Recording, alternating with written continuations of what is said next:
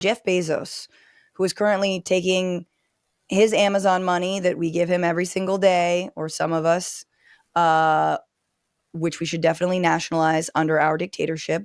And he's sending it to space on Blue Origin, which is his version of SpaceX, that, yes, has some research purposes, yes, has some billion-dollar contracts from the federal government, but is also pioneering what we all kind of knew what a lot of space travel was about, which is tourism for rich people.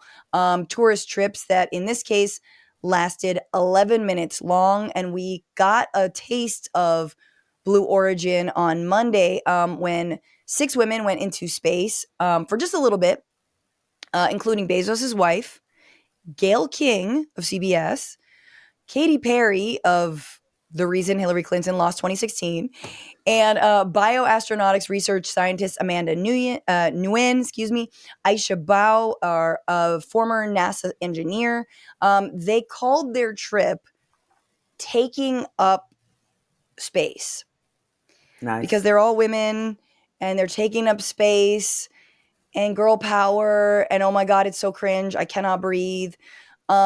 There's a few different angles to this, but I did just want to play 2 things that were very, very fun, which is Gayle King being the most relatable possible as they're all boarding this flight. Everyone's supposed to ring a bell somehow to like let the heavens know we're coming.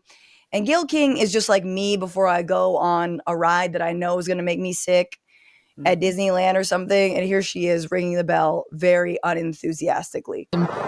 And here they come. Here we go. Loading into the capsule. And the significance here of the bell, and I should note before I have you that each crew names themselves. They have named themselves the 6 taking up space as each one is ringing a bell.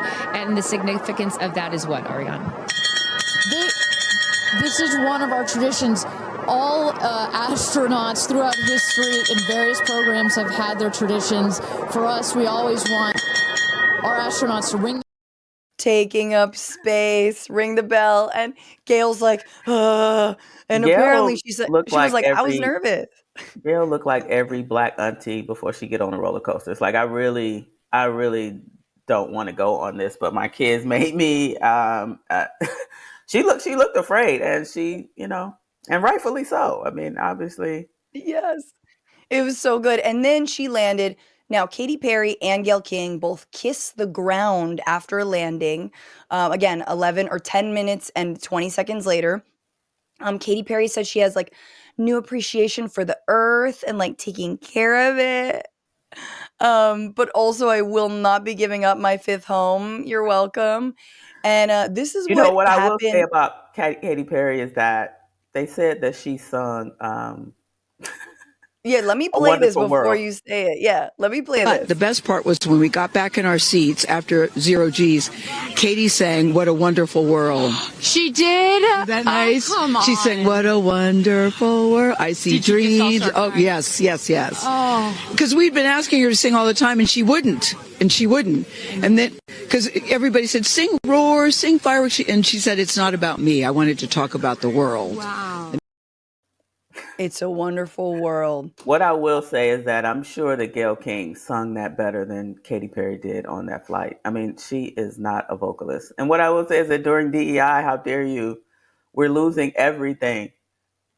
And a white woman who can't sing now is no.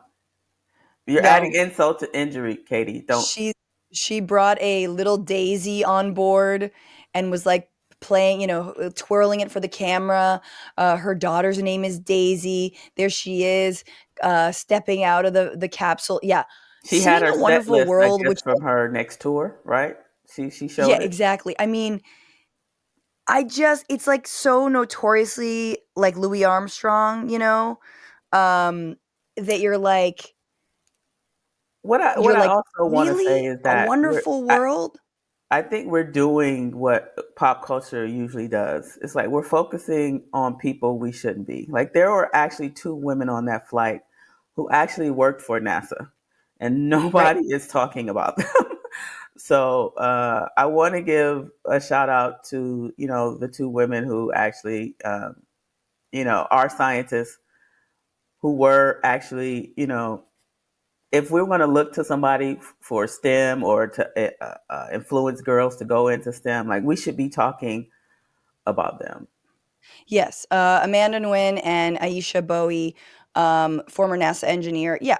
The problem with all of this, though, is that simultaneously, while, they're burning up all these fossil fuels, and, look, Amanda was doing some amount of research about like how the body reacts when you go, into zero Gs.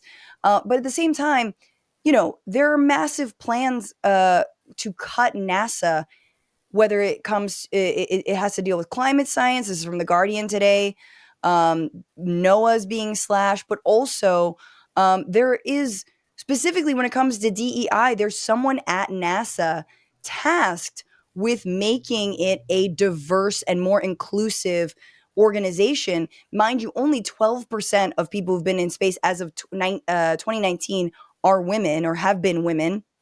And that person who was tasked with that, her name is Neela Rajendra. I haven't seen any real reporting except for people on Twitter excited because Neela was fired because she works on diversity programs at NASA, the likes of which specifically try to include, women who were on this Blue Origin flight. So to me, it's just rich women. Like, and again, the researchers aside, even the fact that King and Katy Perry are eclipsing their work shows you what's wrong with having privatized space travel. Again, carbon footprint, but also just like it looks like a game. You are ignoring actual female scientists, black scientists.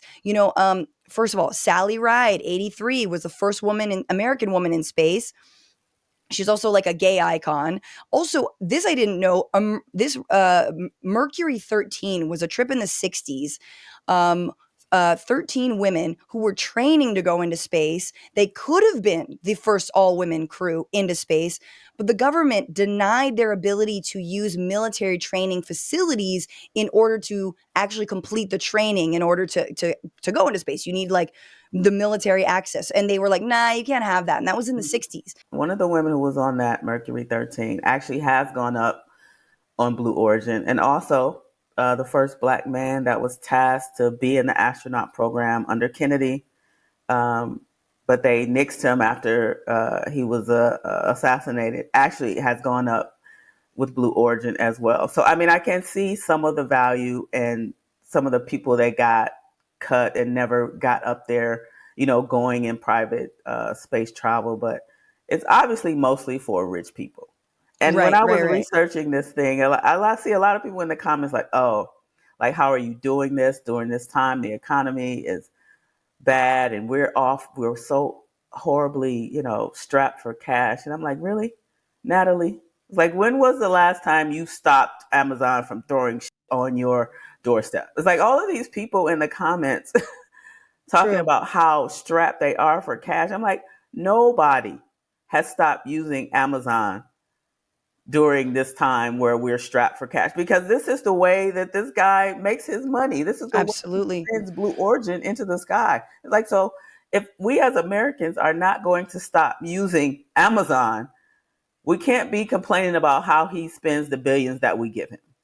Well, I backslid when I had a kid, but I was largely weaned off of it. And then with the potty training, I'm a little bit back on it. But I agree with you. I've never had it. So I'm just like, we got to we can't keep talking and keep send doing. Corinne to space. Yeah, send me to space. I think you bringing in that knowledge that like one of the people on Mercury 13 were on, one of the black astronauts also went on Blue Origin. That's good. Like, I think that's good. But also, I do think space needs to move beyond this individual person sort of realizing how small we are or how big we are, or how beautiful it is. They're actually, and I think this goes to like my larger critiques of like space in general. Number one, I do think it should be federally funded. I don't think we should have private trips like this. But number two, a lot of what the research is about trying to get plant life that lives on Earth to survive in space. And you're like, okay, but why would we need to do that? Could it be because we are burning so much carbon that is destroying the atmosphere on this planet that is beautiful, that is gifted to us, that we do not take care of. Like, that's sort of where my mind is at on space travel. But so we have the opportunity to make Earth what you guys are trying to go to Mars to do. It's like yes, all you have to do is put all the money that you're trying to put into making Mars livable into Earth. Like this doesn't yep. make any sense at all. What's going on, Frantifa? If you haven't already, subscribe to this channel right now. Hit that button. And also, you can become a patron and support the show every single week. Get access to bonus episodes and exclusive merchandise. Patreon.com/bitchuationroom. Do it.